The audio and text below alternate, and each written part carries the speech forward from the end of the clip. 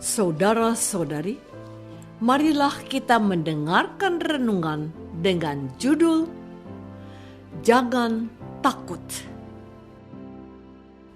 yang berdasarkan pada Injil Markus bab 6 ayat 50b dan 51. Tetapi segera ia berkata kepada mereka, "Tenanglah, aku ini, jangan takut." Lalu ia naik ke perahu mendapatkan mereka, dan angin pun redalah. Mereka sangat tercengang dan bingung. Dalam nama Bapa dan Putra dan Roh Kudus. Amin. Saudara-saudari terkasih dalam nama Tuhan Yesus Kristus. Setelah Tuhan Yesus mengadakan mujizat penggadaan roti dan ikan, serta memberi makan 5.000 orang yang mengikuti dan mendengarkan beliau, Tuhan Yesus menghendaki para muridnya mendahului dia menyeberangi danau menuju ke tempat berikutnya. Sementara Tuhan Yesus menyempatkan diri untuk beristirahat sejenak dan berkomunikasi dengan Bapaknya dalam doa ke atas sebuah bukit. Suatu contoh bagi kita untuk tidak lupa bersyukur atas campur tangan Allah dalam kehidupan kita. Dalam keheningan malam itu, sungguh berbeda apa yang dialami para murid dan Tuhan Yesus. Tuhan Yesus mengalami hadirat Allah, sementara para murid mengalami kegalauan dan ketakutan yang teramat sangat. Perahu yang mereka tumpangi terombang-ambing karena angin sakal atau badai. Tuhan Yesus mengetahui dan melihat semua yang sedang terjadi di tengah danau, dan ia menaruh kepedulian kepada para muridnya. Maka ia mendatangi mereka dengan berjalan di atas air danau itu. Saudara-saudari terkasih, namun kehadiran Tuhan Yesus bukannya memberi ketenangan kepada mereka, sebab mereka mengira ia itu hantu, lalu mereka menjadi sangat ketakutan. Dalam alam pikiran mereka, danau atau laut adalah tempat yang dihuni dan yang digiatkan oleh kuasa-kuasa setan dan tempat perhimpunan orang-orang mati. Maka Santo Markus mencatat bahwa ketika mereka melihat dia berjalan di atas air, mereka mengira bahwa dia adalah hantu. Lalu mereka berteriak-teriak sebab mereka semua melihat dia dan mereka sangat terkejut. Di tengah kepanikan mereka, lalu Tuhan Yesus bersabda, katanya, "Tenanglah, aku ini, jangan takut." Ketika Tuhan Yesus naik ke atas perahu mereka, angin sakal atau badai itu redah dan laut menjadi tenang. Penginjil mau mengatakan bahwa Tuhan Yesus adalah Allah yang berkuasa dan kuasa setan dan alam takluk kepadanya. Peristiwa penggadaan roti dan ikan tidak juga membuat para murid mengenali Yesus sebagai Allah yang berkuasa. Atas kejadian Yesus berjalan di atas air dan meredahnya angin di danau itu membuat mereka sangat tercengang dan bingung. Para murid itu belum juga mengerti dan hati mereka tetap degil. Memang tidak mudah mengubah pola pikir orang-orang yang sudah mengakar. Tuhan mau mereka tahu bahwa Dia adalah Anak Allah yang berkuasa. Saudara-saudari terkasih, ada beberapa hal yang dapat kita petik dan renungkan dalam kisah Tuhan Yesus berjalan di atas air yang diwartakan oleh gereja pada hari ini. Bahwa Tuhan Yesus menyelesaikan pekerjaannya dengan sempurna. Orang-orang yang mendengarkan Dia disuruhnya pulang setelah mereka dikenyangkan oleh roti yang Ia berkati.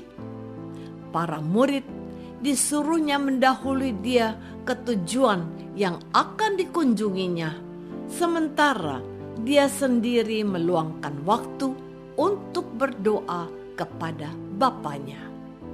Yang tidak terlintas dalam benak para murid adalah bagaimana Tuhan Yesus akan sampai ke tempat tujuan yang mereka akan datangi kalau Dia ditinggal sendirian di tepi danau. Nampaknya hal itu disengaja oleh Tuhan Yesus untuk menyatakan siapa dirinya kepada para muridnya dan berharap supaya mereka mengenali Dia lebih baik. Ketika para murid berada dalam situasi ketakutan, dilanda angin sakal, Tuhan Yesus mendatangi mereka dengan cara yang tidak biasa. Ia tidak menggunakan perahu seperti mereka, melainkan Dia berjalan di atas air yang sedang bergelora karena angin sakal. Tuhan Yesus dapat berjalan dalam keadaan seperti itu di atas air yang mengombang-ambingkan perahu para murid. Mereka tidak menduga kalau itu guru mereka. Mereka berpikir bahwa yang mendatangi mereka itu adalah hantu penunggu danau yang sedang mengamuk. Tuhan Yesus berusaha menenangkan mereka dan meredahkan angin sakal.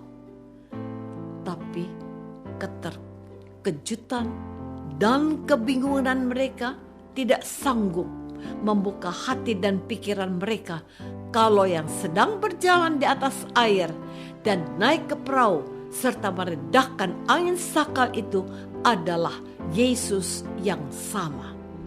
Yesus yang telah menggandakan 5 roti dan 2 ikan dan membuat 5.000 orang menjadi kenyang.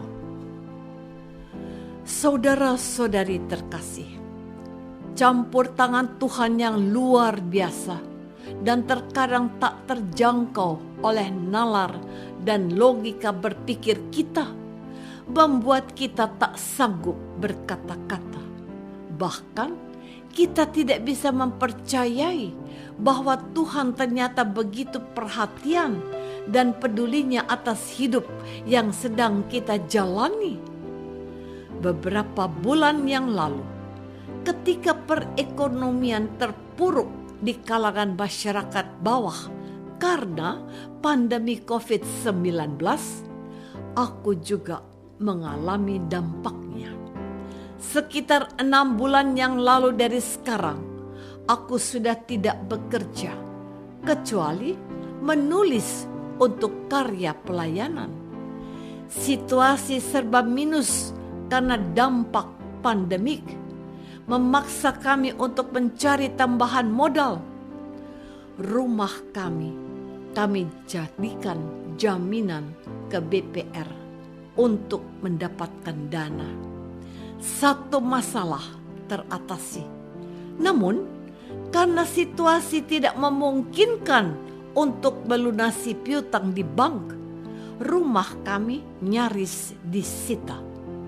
Namun, sungguh di luar dugaan, Tuhan mengirimkan seseorang yang baik yang mau melunasi piutang kami sehingga rumah kami tidak jadi disita. Dan orang ini juga tidak menuntut apa-apa atas bantuannya itu. Kapan saja kalau ada uang baru dilunasi. Tuhan, apa ini campur tangan-Mu atas hidup kami?